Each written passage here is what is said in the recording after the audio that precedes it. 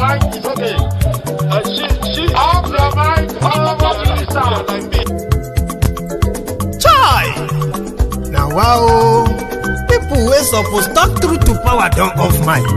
And if we talk, now 500,000 they go summer us, call them hate speech. But fear not, Maiyegun don't come. Him go torchlight every corner, nooks and cranny of all these bad people where they spoil our country.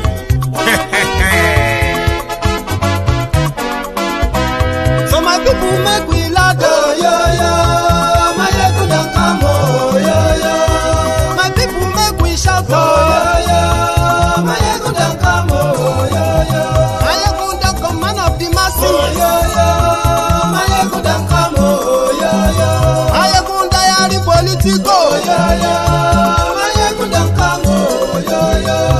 This one not the off in mind, oh, yo, yo. Maiyegun don't come, oh, yo, yo.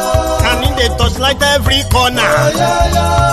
Maiyegun don't come, oh, yo, yo. Okay, some people be they holla say they want the power. Chai, them be promise us say we go get light and power. Nah. Them hustle sote they can't get the power. But now they know they do anything with the power. Sure. Every day, dollar just they get the higher power over naira. Still them talk say make we off mind. But thank God say Maiyegun don't come. So my people make you laugh, oh, yo, yo. Maiyegun don't come, oh, yo, yo. My people make we shout, oh, yo, yo. Maiyegun don't come, oh, yo, yo. Maiyegun don't come, man of the masses, oh, yo, yo. Maiyegun don't come, oh, yo, yo. Maiyegun diary Politico, oh, yo, yo. Maiyegun don't come, oh, yo, yo. This one not they off in mind, oh, yo, yo. Maiyegun don't come, oh, yo, yo. Person where they do evil, no one make person talk. Them say that Maiyegun, that man too they talk. He too they talk. Say Maiyegun diary, he they hot like pepper. But every day then they take money in bulk. Woman picking, they the street they hawk. Still them talk say make we no talk. But thank God say Maiyegun don't come. So my people make you laugh, oh, yo, yo. Maiyegun don't come, oh, yo, yo. My people make you shout, oh, yo, yo. Maiyegun don't come, oh, yo, yo. Maiyegun don't come. Hello there. Good afternoon, good evening, good morning to you from wherever you are watching from. This is Maiyegun live. Thank you so much for joining me. And before you settled in completely, yeah, you can give me that thumb up under this video before you go on, right? And you can share the video too. You know, just click share. And then if you are using your phone to watch, just click share and, you know, transfer to all the platforms you have, you are active on, Twitter, Facebook, you know, everywhere, including WhatsApp too. Tonight, I'm just going to talk for a few minutes. Then I'm going to open the line because many of you are already following what is going on, especially in the eastern part of Nigeria. Yeah, Imo State in particular. Okay, so you have the floor, you have the opportunity of sending out your own message, adding your own voice, expressing your own views. But I'll open the floor again to every one of you who has downloaded the SendWave app. Use the use the Politico promo code. Thank you, because I've received a report that many of you have indeed downloaded the app. The link is under this video. You can use that. Okay, I'll tell you more later. The news of the killings of the commander and the 6 others of ESN, which is being reported as a victory for the security forces in Nigeria, the Nigerian military. The pointers have proved to everybody that it wasn't a battle. It was, in fact, a murder. Murder committed by the Nigerian authority. Same thing that led, or let me say reignited, the struggle for Biafra. The same silent killings, trump up charges, cover up, and so many other things that they are doing secretly are now being brought to the open. In order to make it look legal, they decide to drive the narrative in their Nigerian media. When you go and when you open their newspapers in Nigeria right now, a local reader considers and believes that the IPOB members are not different from the Boko Haram. They're not different from the ISWAP and the bandits, because the Nigerian government continue to dish out lies to cover up their state-sponsored murderous genocide. How could you suddenly come up to kill these people? Let us analyze that. They are members of ESN. They are not secret society. They are known members of the society. People knows them in the communities. So they are not faceless, because they are not terrorists. The politicians in Imo State, especially the Eastern politicians, in their conspiracy to cover up the ongoing killings of the Igbos in Igbo land, the attack, the invasion of different communities that are being hidden until they can no longer hide it. Look at what happened in Ebonyi. Look at what happened in Enugu. And look at what is happening in Imo State. The politicians, in order for them to gaslight the IPOB members and the ESN members, they organized a criminal event where they staged a prison break on federal prison, federal property. They destroyed the property, burnt everything down, and they blamed the ESN for it. But within 24 hours, they changed their stories that no, it wasn't the ESN anymore. It was, in fact, some politicians in Imo State. Immediately they said that. Did you hear anything after that? Of course not, because that won't suit their narratives anymore.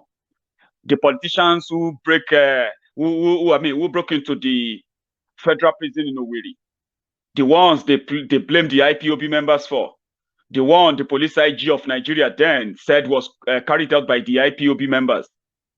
Now, when they changed the statement 24 hours later, we never heard back from them. Who are those who carried out the attacks?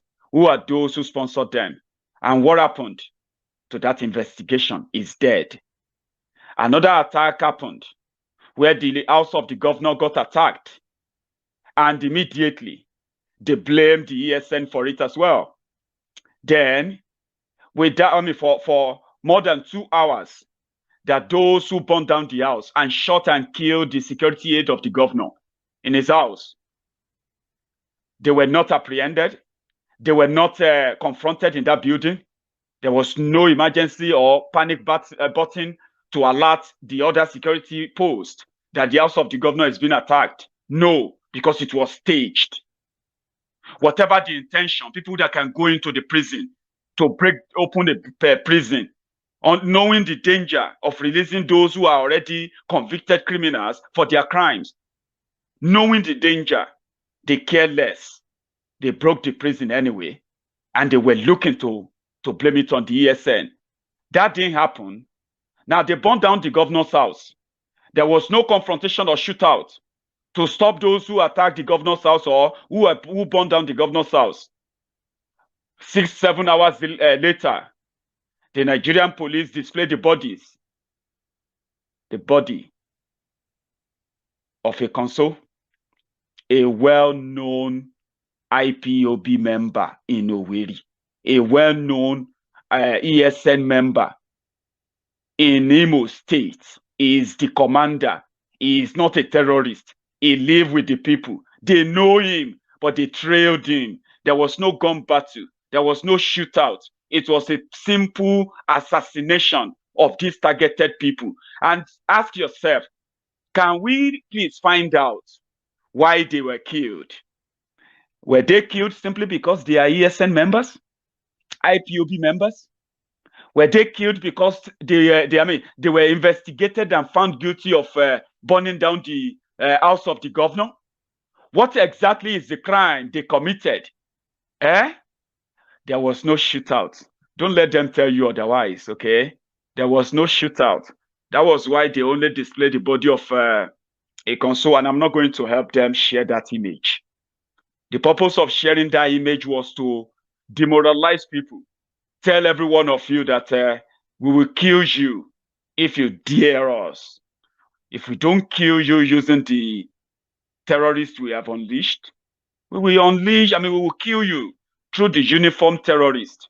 When they killed them, after they rounded them up in their own private locations, they brought them in a place, they executed them, they strangulated the consul. I don't know, they said probably because they couldn't penetrate his body. The body they displayed, there was no gunshot wound. There is no gunshot or anything anywhere. So people concluded that they were murdered, they were strangulated, and they were blamed for what? Which investigation convicted them? What crime did they commit? I mean, that is what Nigeria has become, a killing field. Give a dog a bad name before you hang it, right? And let me tell you why it is so important to continue to explain this to everyone. These guys who are carrying out this murderous campaign in Nigeria, sponsored by the Nigerian government, they have all the resources in the world to convince you, to make you believe every story they put out there. But can you actually believe them? Can you? They have the money, they control the media, but they don't control the social media. That is the 2 steps ahead that we have above them. Now, critical thinking is what we do. And this is what I implore you to join me in looking at. If Nigeria is not a killing field, right? I am from Yoruba land. We are demanding for the same thing the Biafrans are demanding for: self-determination, independence, and their own nation. That's the same thing the Yorubas are demanding for. We have a Sunday Igbo, and we have so many Sunday Igbos in Yoruba land. Who agrees that Nigeria is no longer working for them? It never worked for our parents. It is not working for us. What is the guarantee that it is going to work for our children? Now that they have added terrorism to the suffering, backwardness, poverty, oppression, depression, frustration, and so many other that has entrapped everybody in the contraption. Do you understand that now? They have added terrorism to it. It didn't work for our forebearers. It didn't work for our own parents. It is not working for us. What is the guarantee that it's going to work for our own children? None. Now, what the Eastern politicians are doing with the IPOB members and the ESN members, demanding for the protection, safety of Biafrans in Biafra, right to go to their farms, without the fear of being killed. These are rights that normally the Constitution, the trashy paper called the Constitution of Nigeria, should guarantee. That is their demand. And they have gaslighted them. They have proscribed them, even when they have committed no crime. There is no court in any part of the world that called them terrorism or convicted them of any act of terrorism. None. But in Nigeria book, they are endangered simply because they are asking for referendum so that they can decide if they will have Biafra or not. This is a very simple demand, okay? Now, the people demanding for that are being killed. And you're asking me, what is my business? When my own people are demanding for the same thing, do you think I should wait for them to be killed? Same way they are killing the Biafrans right now, using the Nigerian military, the Nigerian police, using every security agent to harass, to assault, and to kill my own people too, to kill the Yorubas. Fulani terrorists are already killing Yorubas, Abi. We are talking about that, Abi. Now, do you actually think I should also relax since they have not started using the military, or they have not started to the point of burning down our properties, burning down our businesses, the Nigerian military, burning down our own houses, simply because they are looking for those who are asking for Oduduwa Republic? Do you think I should wait for that? Or do you think I should just warn my people to stop asking for Oduduwa Republic if they don't want to be killed like Biafrans? Hello. It doesn't matter what you think.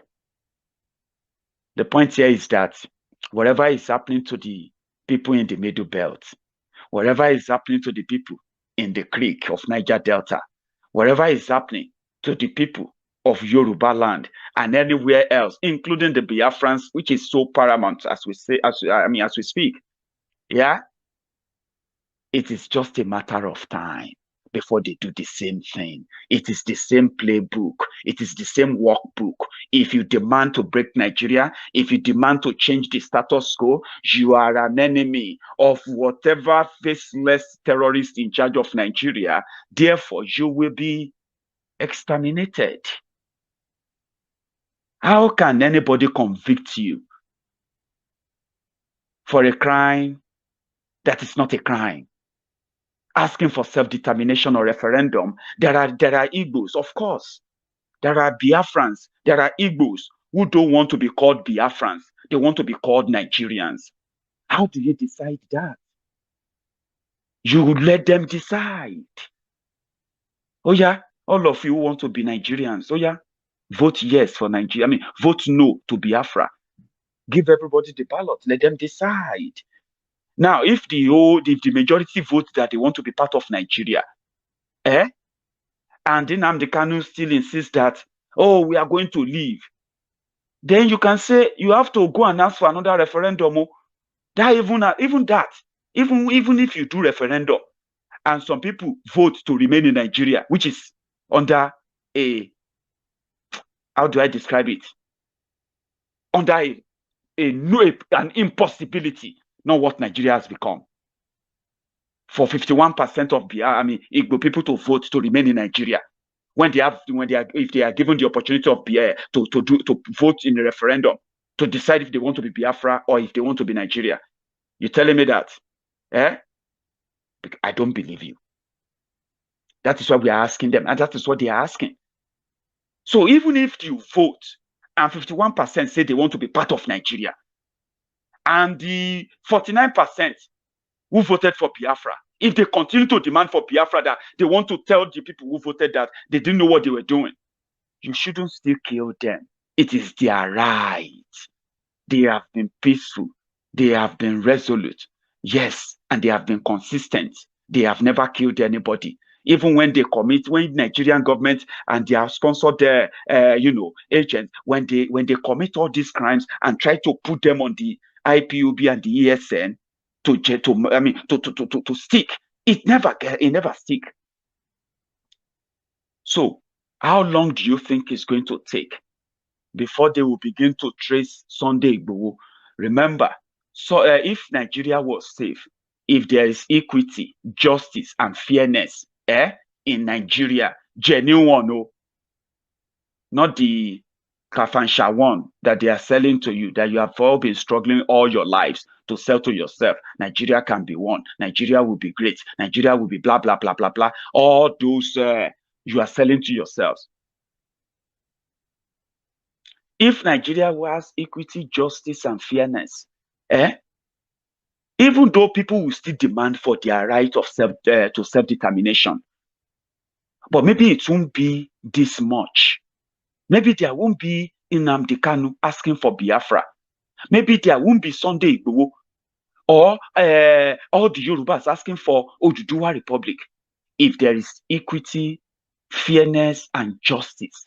But you know that is not available in Nigeria. When people decide to discuss it, they said, let us go for restructuring. Let us restructure Nigeria so that every nationality in Nigeria will feel represented and included in the day-to-day running of the country. They will not feel left out. Let's do restructuring. They said no. They even did a national conference where they paid people billions of naira. But the report of the national conference was never implemented because that report says everybody needs to be involved and everybody needs to decide if they want to be part of that country. A referendum, a new constitution, people's constitution. They said no, it's against the North. People said, okay, you know what? Then let us restructure. They said, no, it's against the North. What else do they want? If everything is against the North, then let the North stay on its own. That's the demand, though. So how long do you think it will take then before you will open your phone, you will open the news, and you will read it that they killed one of the Oduduwa Republic campaigner, or they have arrested 400 people? Because that's what they do. All they need is just to give a dog bad name. Since they have the media, since they have all the politicians that will be telling you that asking for self-rule is asking for too much, is a death sentence, and they will be justifying it. And you, if you don't have a critical thinking ability, you are going to believe them. So now tell me, do you think I should wait until they start doing that to Yorubas? Let me tell you another scenario. It is the same playbook. Do you understand? It is the same playbook. In Benue, when they were killing people in Benue again and again and again and again, every day, a PDP political thug called Ghana, it was armed by PDP. He is a regular, just like MC Oluomo of Lagos. So let's say MC Oluomo now disagrees with Tifnumbu after Tifnumbu paid him for years, gave him all the leverage connection. Let's say MC Olueron now run away, is now wanted because he's now in the bad book of APC. That is the story of Ghana in Benue. He was a PDP thug. They've used him to rig election many times. Then APC came in. They were so determined to take Benue, to take all the Middle Belt states, right? And they started the killing, the jihad. And Ghana, who happened to be a PDP thug, right, wanted, because they said he lost favor with the government of Benue. So he became a kidnapper, according to report. So the Nigerian army now said they were looking for him, but they didn't declare him wanted until when he struck a new deal with the PDP, whereby he was allowed back into Benue, and he used the weapons PDP gave to him for years, and his boys, they just went after the Fulani terrorists, and they started killing them and killing them and like all of a sudden, the killings in Benue just disappeared. Have you not noticed? The killings just stopped. Yeah? What the hell? When that happened, the PDP governor, Autumn, decided that, I'm just going to make it legal. I'm going to give Ghana amnesty, because Benue state government, because of their political disagreement, they declared Ghana wanted. Now they decided to bring him back and give him and his boys amnesty. They said he should come and surrender his weapon so that they'll make it look like he's now working with the government to fight the insecurity. The moment the Nigerian army heard the gist,